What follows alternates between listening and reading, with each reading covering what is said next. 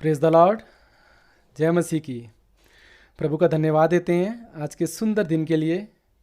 मैं विश्वास करता हूं कि परमेश्वर आज अपने वचन के द्वारा आपको आशीष देंगे। आइए हम सबसे पहले दुआ करें। धन्यवाद देते हैं प्रभु कि एक बार फिर तूने ये मौका दिया कि हम तेरे वचन को बांट सकें। आज फिर हम ये दुआ करते हैं प्रभु कि एक बार फिर तेरी मर्जी हमारे जीवन में पूरी हो। आज होने दे प्रभु, आज के वचन के द्वारा फिर तेरे बच्चे एक बार स्थिर हो सकें। हम दुआ करते हैं प्रभु कि आज का वचन एक बार फिर तेरे बच्चों को बदल दे। आज एक बार फिर तू शैतान को हमारे पैरों के नीचे कुचलेगा। यीशु के नाम से हम दुआ करते हैं कि हमारी नहीं पर तेरी मर्जी पूरी हो। सब चीज़ों में तू बढ़े और हम घटें। यीशु के नाम से आमीन। याद रखिए, उसकी मर्जी हमारी हानि के लिए नहीं है। उसकी मर्जी हमारे नाश होने के लिए नहीं है। उसकी मर्जी है कि हम उसमें बढ़ते जाएं। उसकी मर्जी है कि आप वो बने जो बनने के लिए उसने आपको रचा है। आज मैं इसी विषय पर आपसे बात करना चाहता हूँ। परमेश्वर ये चाहता है कि आप वो बने जो बनने के लिए उसने आपको रचा है। आइए हम पवित्र शास्त्र से परमेश्वर का वचन पढ़ेंगे। यशायाह की पुस्तक 46वां अध्याय 9वें वचन से पढ़ेंगे। वो कहता है कि मैं ही परमेश्वर हूँ और मेरे तुल्य कोई भी नहीं। मैं तो अंत की बातें आदि से और प्राचीन काल से इन बातों को बताता आया हूँ जो अब तक ना हुई, और मैं कहता हूँ कि मेरी युक्ति स्थिर रहेगी और मैं अपनी इच्छा को पूरी करूँगा। वो कहता है कि मेरी युक्तियाँ स्थिर रहेंगी। आपको ये समझना होगा कि आपके जीवन में सिर्फ उसकी युक्तियाँ ही स्थिर रहेंगी। और वो कहता है कि मैं अपनी मर्जी को पूरा करूँगा और उसकी मर्जी हमारी भलाई के लिए है। फिर भी कभी कभी हमारे जीवन में ऐसा समय आ जाता है और ऐसी बातें हो जाती हैं कि हमें ये लगने लगता है कि क्या खुदा मेरे साथ है। अगर वो मेरे साथ है तो मेरे साथ ऐसा क्यों घटित होने दे रहा है। मुझे नहीं पता कि आप अपने जीवन को क्या बनाना चाहते हैं, और मुझे ये भी नहीं पता कि शैतान आपके जीवन को क्या बनाना चाहता है। पर मैं चाहता हूं कि आप ये जानें कि परमेश्वर आपके जीवन से क्या चाहते हैं, कि आप क्या बन जाएं। और ये आपकी जिम्मेवारी है कि जिस कारणवश परमेश्वर ने आपको बुलाया है उस कारण को आप समझें, उस बुलाहट को आप समझें। भजन संहिता 45:7 में लिखा है कि परमेश्वर ने आपका अधिक हर्ष के तेल से अभिषेक किया है। याद रखिए, जहां तेल लगा होता है वहां कुछ और लग नहीं सकता, वहां कुछ और चिपक नहीं सकता। हम सब के लिए परमेश्वर ने महान चीजें संजोई हैं। फिर भी कई बार हमारे जीवन में हम असमंजस में पड़ जाते हैं। हम कई बार अपने जीवन में हमें आलोचनाओं से गुजरना पड़ता है। इससे कोई फर्क नहीं पड़ता कि आप कितने अच्छे इंसान क्यों ना हो, फिर भी कोई ना कोई आपकी आलोचना करेगा। हम क्या करते हैं, हम नाराज हो जाते हैं, हम उन्हें अपना दिन खराब करने देते हैं। जब आपके लिए कोई गलत बात कह रहा है और आपको मालूम है कि परमेश्वर ने आपको उसके हर्ष के तेल से अभिषेक किया है, तो आप उस इंसान को सही करने की कोशिश नहीं करेंगे। आप उसके साथ अपना समय खराब नहीं कर सकते। आप वो नहीं हैं जो वो कहते हैं, आप वो हैं जो परमेश्वर कहते हैं। और जिन्हें परमेश्वर ऊंचा उठाए उन्हें कौन गिरा सकता है। आपको पता होना चाहिए कि आप पर अभिषेक का तेल है, और कोई भी अनादर, कोई भी गलत बात उसे फिसल जाने दे अपने जीवन से, उसे अहमियत मत दें। एक बार दाऊद अपने कुछ लोगों के साथ एक नगर से गुजर रहा था। इसका जिक्र 2 शमूएल उसके 16वें अध्याय में है। यहां पर एक मनुष्य शिम्मी वहां से निकलता है। वो शाऊल का रिश्तेदार है। जब वो दाऊद को वहां से गुजरते देखता है तो वो दाऊद को कोसने लगता है, उसे गलत बातें कहने लगता है। वो दाऊद पर और उसके लोगों पर पत्थर फेंकने लगता है और मुंह से बहुत ही गलत बातें दाऊद के लिए बोलने लगता है। तो दाऊद के संगी उससे कहते हैं कि हे दाऊद, ये मरा हुआ कुत्ता क्या तुम्हें गालियां दे रहा है? तू कहे तो हम इसका सिर काट दें। दाऊद कहता है, मुझे इन बातों से क्या लेना देना। अगर ये मनुष्य मुझे बुरा कह रहा है, मेरी आलोचना कर रहा है, तो हो सकता है कि परमेश्वर नहीं इसको कहने दिया हो कि मुझे कोसे। पर उसे रहने दो, उसे कुछ मत कहो। पर जो बुराई मेरे साथ हो रही है, जो आलोचना मेरी हो रही है, कदाचित परमेश्वर मुझ पर नजर डाले। और जो मेरे साथ बुरा हो रहा है, परमेश्वर मेरी ओर दृष्टि करके इस बुराई के बदले मुझे भलाई दे दे। और दाऊद वहां से चुपचाप चला जाता है। दाऊद ने उसकी गालियों को अनसुना किया, उसकी बुराई को अनदेखा किया और वहां से आगे बढ़ गया। इसी तरह हो सकता है आपका भी अपमान हो रहा हो, आपके बारे में भी बुरा कहा जा रहा हो। परेशान ना हो, धीरज ना खोएं, जितना ज्यादा वो आपके बारे में बुरा कहेंगे, परमेश्वर आपको उतना ही ज्यादा अधिक आशीष देंगे। हो सकता है आप लोगों के साथ बहुत अच्छे से रहते हो सकता है कि आप बहुत लोगों के साथ बहुत अच्छे से पेश आते हो, हमेशा दूसरों की भलाई चाहते हो, आप हमेशा दूसरों को देखकर मुस्कुराते हो। आप सोचते होंगे कि शायद ये लोग भी इससे खुश होते हो, पर वहां भी ऐसे लोग होंगे जो आपको कभी नहीं समझेंगे। आपको उस वक्त उस खुदा में ताकतवर बने रहना है जिसके लिए परमेश्वर ने आपको बुलाया है। पर अगर आप उनकी बातों के दबाव में आ गए, आप उनकी बातों से इतना दब गए कि आपने सोचा कि अब मुझे बदलना होगा ताकि मैं इनका मुकाबला कर सकूं, अब मुझे गंभीर रहना होगा, अब मैं ज्यादा खुश अपने आप को नहीं दिखाऊंगा। नहीं, ये बदलाव आपको आपकी आशीषों से दूर कर देगा। ये वो लोग हैं जो आपको जानते ही नहीं है, आपके पास आकर भी आपको जान नहीं पाए। उन्होंने कभी भी आपके दिल के प्रेम को नहीं जाना और उन्होंने तय कर लिया कि उन्हें आप पसंद नहीं है। कभी भी ऐसे लोगों को व्यक्तिगत तौर पर लेने की गलती ना करें। वो आपको जानते तक नहीं, अगर वो आपको जानते होते तो आपका वो दोस्त बनना पसंद करते। एक बात याद रखिए, आप कभी सबको खुश नहीं कर सकते, इसलिए उन लोगों के लिए अपने आप को बदलने की कोशिश मत करें। आप वही बने जिसे बनने के लिए परमेश्वर ने आपको बुलाया है। आप वही बने जिसे बनने के लिए परमेश्वर ने आपको रचा है। यदि आप अपनी दौड़ को दौड़ेंगे तो याद रखिए परमेश्वर आपके आलोचकों को संभाल लेंगे। दाऊद वहां से चुपचाप चला गया। उसने उस शिम्मी की गालियों को कोई जवाब नहीं दिया। याद रखिए परमेश्वर आपके शत्रुओं से निपट लेंगे। परमेश्वर इस निंदा को सुनते हैं और परमेश्वर यह अनुमति नहीं देंगे कि उनके बच्चों की हमेशा निंदा होती रहे। हो सकता है आज आप उस दौर से गुजर रहे हो जहां आप पर जाति हो रही हो, लोग आपको नीचा धकेल रहे हो, आपको बुरा दिखा रहे हो। याद रखिए परमेश्वर आपका पलटा लेंगे और उस दौर का अंत हो जाएगा। जानते हैं जब दाऊद अपने भाइयों के लिए खाना लेकर युद्ध भूमि पर जाता है, जहां पर उसके भाई शाऊल की सेना के साथ उन पलिश्तियों से लड़ रहे थे, वह अपने भाइयों के लिए खाना लेकर जाता है और उनका हालचाल पता करने जाता है। दाऊद तो अपने भाइयों से प्रेम करता था और वो युद्ध में भी उनके बारे में, उनको जानने के लिए, उनका हालचाल जानने के लिए वहां जाता है और साथ में भोजन लेकर जाता है। सोचिए वहां वही उसका बड़ा भाई जिसका वो हालचाल पता करने जा रहा है, वो बड़ा भाई एलीआब उसे कोसने लगता है, उस पर गुस्सा होने लगता है और उसे कहता है तेरे मन की बुराई मुझे मालूम है। उस भाई ने उसे जाने बिना ही यह ठान लिया कि इसके मन में उसके लिए बुराई है, जबकि दाऊद अपने भाई का हाल चाल पता करने के लिए वहां पर गया था। वो बड़ा भाई दूसरों के सामने उसे बुरा भला कहने लगता है। क्या बीती होगी दाऊद पर, जिसके खुद के पिता ने उसे नजरअंदाज किया, जिसके खुद के भाइयों ने दूसरों के सामने उसका अपमान किया।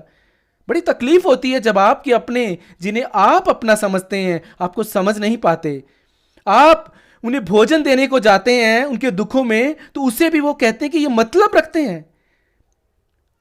आपको वो नजरअंदाज करते हैं, आपको वो कभी समझते नहीं।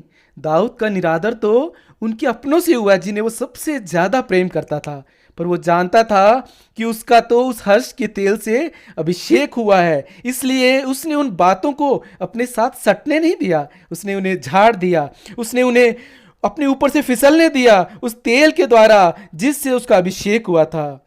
कुछ वक्त के लिए दाऊद का अनादर हुआ, पर उसने उसे अपने ऊपर नहीं आने दिया, उन बातों को अपने से चिपकने नहीं दिया। याद रखिए परमेश्वर की आपके जीवन में जो बुलाहट है उसे कोई रोक नहीं सकता। इससे कुछ फर्क नहीं पड़ता कि आपके माता पिता ने, आपके भाइयों ने, आपके दोस्तों ने आपके बारे में क्या कहा, पर फर्क यह पड़ता है कि परमेश्वर आपके बारे में क्या कहते हैं। जानते हैं जब शामुएल ने दाऊद पर नजर डाली तो कहा, अरे मैं तो इसी को ही ढूंढ रहा था। मैं आपसे कहता हूं अगर आप ये जानते हैं कि आपको वो बनना है जो बनने के लिए परमेश्वर ने आपको रचा है, तो अपने आप आशीषें आपको ढूंढती हुई आएंगी, सही लोग आपको ढूंढते हुए आएंगे, सही चीजें आपको ढूंढती हुई आएंगी। सोचिए क्या हुआ अगर लोगों ने आपका निरादर किया, आपको नहीं समझा, आपके साथ गलत व्यवहार किया। दाऊद का निरादर तो उसके अपने पिता ने किया, उसके भाइयों ने किया, उसके पिता ने उसे नज़रअंदाज किया, उसके भाइयों ने उसका अपमान किया।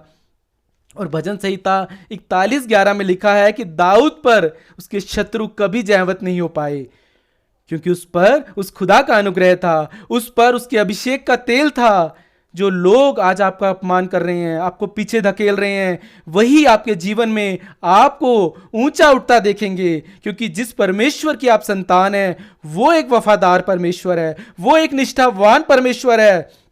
जो लोग कहते हैं कि उससे आपका भविष्य कुछ प्रभाव नहीं डालता, क्योंकि आपका भविष्य तो उस खुदा ने बनाया है, पर आपके भविष्य का फैसला करने वाला तो वो परमेश्वर है। वो कहते हैं कि मेरी युक्तियां स्थिर रहेंगी तुम्हारे जीवन में। याद रखिए, जो आपकी हानि के लिए था, परमेश्वर उसे आपके फायदे के लिए उपयोग करेगा। मत लड़े वो लड़ाइयां जिनसे कुछ हासिल नहीं होगा। शिमी दाऊद को गालियां देता रहा, दाऊद सुनकर भी अनसुना करता रहा और वहां से चला गया। रोमियो 3:8 में पौलुस कहता है, हम क्यों बुराई ना करें कि भलाई निकले। हाँ, ये बहुत ज़रूरी है कि आप बुराई ना करें। अगर वो मेरे पीछे से मेरी बात कर रहे हैं तो मैं भी पीछे से उनकी बात करूंगा नहीं। अगर आप भी उनकी बुराई करते हैं तो आप भी अपने अंदर उस कड़वाहट को भरने दे रहे हैं। यीशु ने कभी अपने आलोचकों को जवाब नहीं दिया। वो अपना काम करते रहे, वो उस पिता की मर्जी को पूरा करते रहे, वो बने रहे जिसके लिए इस दुनिया में वो आए थे। वो जानते थे कि वो अपने पिता की इच्छा को पूरा करने आए हैं। वो जानते थे कि हर कोई उन्हें पसंद नहीं करेगा। यीशु ने उन्हें कभी साबित नहीं किया कि वो सही है, क्योंकि उन्हें पता था कि वो उन्हें क्या करना है। परमेश्वर ने आपका अभिषेक किया है। लोगों को यकीन दिलाने की कोशिश ना करें कि आप ठीक हैं। परमेश्वर ने आपके भविष्य के लिए एक सही चीजें और सही लोग रखे हैं। आप उन लोगों को मनाने में समय ना गंवाएं कि ये आपको पसंद करें। आपको लोगों की मंजूरी की जरूरत नहीं है, आपको परमेश्वर की मंजूरी की जरूरत है। या यदि दाऊद अपने पिता और भाइयों को ही मनाता रहता कि समझो कि मैं तुमसे कितना प्रेम करता हूं, मेरे प्रेम को समझो, तो वो वहां नहीं पहुंच पाता जिसके लिए परमेश्वर ने उसे बुलाया था। हो सकता है कि आपकी जिंदगी में भी ऐसा ही हुआ हो कि आपके भाइयों ने, आपके माता पिता ने, आपके अपनों ने, जिन्हें आप अपना समझते थे, कभी आपको अहमियत नहीं दी, कभी वो सम्मान नहीं दिया जिसके आप हकदार थे। ये मुश्किल है, पर इस सच को मानना बहुत जरूरी है कि आपको उनके सम्मान की जरूरत नहीं है, क्योंकि वो परमेश्वर कहता है कि मैं तुझे आदर का बर्तन बनाऊंगा। यीशु के अपने भाइयों ने कभी उस पर विश्वास नहीं किया। उनके लिए तो बड़ा मुश्किल हुआ होगा, क्योंकि वो तो इतनी जगह जाकर चमत्कार कर रहे थे, इतने लोगों को चंगाई दे रहे थे, पर वो अपने घर पर, अपने शहर में कुछ ना कर सके। यीशु ने तो उन्हें नहीं समझाया कि मैं मसीहा हूं, समझो मुझे तुम। कितने लोग आज इस बात को समझ रहे हैं। आप उन्हें जीतने की कोशिश ना करें जो कभी जीते नहीं जा सकते, और वो कोई भी हो सकते हैं आपकी जिंदगी में। हम इंसान हैं, ये हमारा स्वभाव है, और हम ये चाहते हैं कि हमारे अपने हमारी सही बातों को स्वीकार करें। हो सकता है जिन्हें आप अपना कहते हो वो कभी भी आपको अपना नहीं कहते, कभी भी आपकी बातों में वो सहमत ना हो। रोमियो 12:18 में लिखा है, जहां तक हो सके तुम लोगों के साथ शांति से रहो, जहां तक हो सके। पर आपके साथ अगर वो शांति से नहीं रहना चाहते तो ये उनका मसला है, पर आप किसी और के लिए नहीं, पर अपनी जिंदगी के लिए जिम्मेवार हैं। आप अपनी शांति के लिए जिम्मेवार हैं। यह आपकी जिम्मेवारी है कि जिस कारणवश परमेश्वर ने आपको बुलाया है उस कारण को समझें, उस बुलाहट को समझें। मत्ती 10:14 में यीशु अपने चेलों से कहते हैं, जो कोई तुम्हें ग्रहण ना करे, वो तुम्हारी बात ना सुने, उस घर या नगर से निकलते हुए अपने पांव की धूल झाड़ डालो।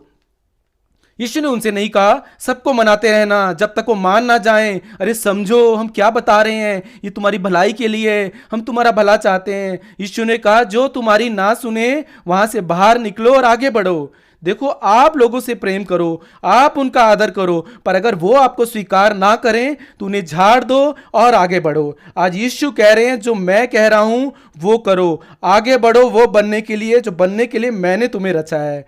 अगर दाऊद उस इंसान शिमी के साथ उलझ गया होता कि ये मुझे गालियां दे रहा है, मैं इसे सबक सिखाकर आगे बढ़ता हूं, अगर वो उलझ जाता अपने भाई के साथ जो सबके सामने उसको बेइज्जत कर रहा था, तो वो वहां नहीं पहुंच पाता जहां उसे पहुंचना था। पर वो जानता था कि उस पर अभिषेक का तेल है, इसलिए उसने झिड़क दिया उन बातों को, उन्हें नजरअंदाज किया, उन्हें अनसुना किया, इसलिए वो वहां पहुंच पाया जहां पहुंचने के लिए परमेश्वर ने उसका अभिषेक किया था। अगर आप इन बुराइयों के बदले चुप रहेंगे, अगर आप इन बुराइयों का कोई बदला नहीं लेंगे, अगर आप अपने आलोचकों को नजरअंदाज करेंगे, तो उनकी आलोचना, उनकी बुराई की योजना परमेश्वर आपके लिए भलाई की योजना में बदल देंगे।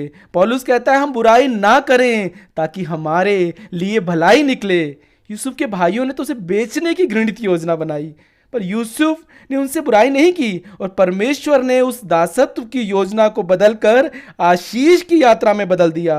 उत्पत्ति 50:20 में यूसुफ कहता है, यद्यपि तुम लोगों ने मेरे लिए तो बुराई का विचार किया, पर परमेश्वर ने उसी बात को मेरे लिए भलाई में बदल दिया। क्योंकि वो एक निष्ठावान परमेश्वर है, वो एक वफादार परमेश्वर है, और वो कहता है कि मैं ही परमेश्वर हूँ, मेरे तुल्य कोई भी नहीं। मैं तो अंत को शुरुआत से जानता हूँ, और मैं आज फिर कहता हूँ कि सिर्फ मेरी युक्तियाँ ही स्थिर रहेंगी। पर आपको ये समझना होगा, सिर्फ उसकी युक्तियाँ ही आपके जीवन में स्थिर रहेंगी, और उसकी मर्जी हमारी भलाई के लिए है। झाड़ दें उन आलोचनाओं को, उन बातों को अपने जीवन से, उन्हें अपने साथ चिपकने ना दें। झाड़ दें ऐसे लोगों को जो आपको कभी स्वीकार नहीं करते, आपके साथ सहमत नहीं होते, उन्हें मनाते ना रहें। आगे बढ़े, वो बने जो बनने के लिए परमेश्वर ने आपको रचा है, वो बने जो बनने के लिए परमेश्वर ने आपको बुलाया है। परमेश्वर आपसे प्रेम करते हैं और उन्होंने हम सब के लिए महान चीजें सुझाई हैं। आगे बढ़े और उसकी मर्जी को अपने जीवन में पूरा होता देखें। आमीन।